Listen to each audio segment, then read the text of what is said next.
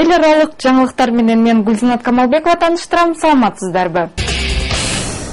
Афганистандагы президенттик шайлоонун экинчи турдагы бюллетендердин баары кайра эсептелет. Бул тууралуу Америка Кошмо Штаттарынын Кабулдагы мамлекеттик катчысы Джон Керри билдирет. Джон президенттикке талапкерлер менен сүйлөшүү учурунда Ашраф Гани Ахмадзай менен Абдулла 8 миллион бюллетендерди кайра эсептеп чыгууга макул болушкан. Кайра эсептөө НАТОнун күчтөрү аймактардан бардык бюллетендерди чогултуп келгенден соң сутканын аралыгында башталат. Эсептөөнү Бириккен Улуттар уюмунун өкүлдөрү көзөмөлгө алышат. Президенттикке шайлоонун экинчи туру июнда болуп өткөн. Экс-министр Ашраф Гани атаандашы Абдулланы 10% добушту көп алуу менен артта калтырган. Биринчи турда баары тескери болгон эле. Абдулла өлкөнү кайра куруу боюнча бир нече билдирүүлөрдү жасаган. Өлкөдө жаңы курч саясий кризис абалы келип чыкты. Жекшемби күнү Палестина администрациясынын президенти Махмуд Аббас Бириккен Улуттар уюмуна палестиналыктарды эл аралык коргоого алуусун суранды. Аббас Бириккен Улуттар уюмунун башкы катчысы Пан Ги Мунга атайы Роберт Сери аттуу кишиден расмий кат жиберген. Биз Палестина аймагын жана Палестина элин эл аралык коргоого алууңарды суранабыз. Израиль бардык чектен өтүп кетти. Палестина элине жасалган зордук зомбулукту токтотуу керек. Бул окуя боюнча Австриянын Вена шаарында Америка Кошмо Штаттарынын, Германия, Франциянын тышкы иштер министрлери өз ойлорун талкууга алышууда. Жекшемби күнү бир катар өлкөлөрдө Газа секторундагы операцияларын токтотуусун талап кылган бир нече каршылык акциялары болуп өттү. Австралиядагы митингчилер Израилдин жасап жаткан иштерин туура эмес деп айтып чыгышса, афганистандыктар бир аз катаыраак Израилдин желегин жана Израилдин премьер-министри Биньямин Нетаньяхунун фигурасын өрттөшкөн. Израиль менен Америка Кошмо Штаттарына өлүм деп кыйкырышып, күтүлбөгөн кыймыл-аракетке барышты. Газа секторундагы Шифа ооруканасына ишемби күнү кечинде Хамастын өкүлү Газа полициясынын башчысы Исам Аль-Батштын үйүндөгү ок атуудан жабыр тарткандар келип түштү. Бул карыган аял тирүү калды, бирок анын үй-бүлөсүнүн бардык мүчөлөрү жалпысынан 18 киши каза болушту, 35-и жабыр тартышты. Израиль армиясы тарабынан жүргүзүлүп жаткан операциянын айынан 750 үй жок кылынып, 500 миллионго жакын адамдар электр жарыгысыз калышкан. 6 күндүн ичинде Израиль армиясы Газа секторуна 1350 чабуул жасашты. Ишемби күнү Израилдин бийлиги алдыдагы абадан берилүүчү соккудан коргонуу максатында Газа секторунун жашоочуларын коопсуз жайга кетүүлөрүн буйрушту. Цахалдын билдирүүсүндө Хамастын лидерлери имараттардын дубалдарын артына жашынышып, калкты тирүү коргон сыяктуу колдонушууда. Ошол эле учурда Хамастын өкүлдөрү Израилдин бул аракеттин психологиялык басымтуу деп эсептешип, Газа секторунун жашоочуларын үйлөрүн таштап кетпөсүн суранышкан. Бирок түнкү 20 авиа соккудан кийин Газанын көптөгөн жашоочулары кетүүгө аргасыз болушкан. 4000ге жакын адамдар Бириккен Улуттар уюму тарабынан качкындар үчүн бөлүнгөн мектептерде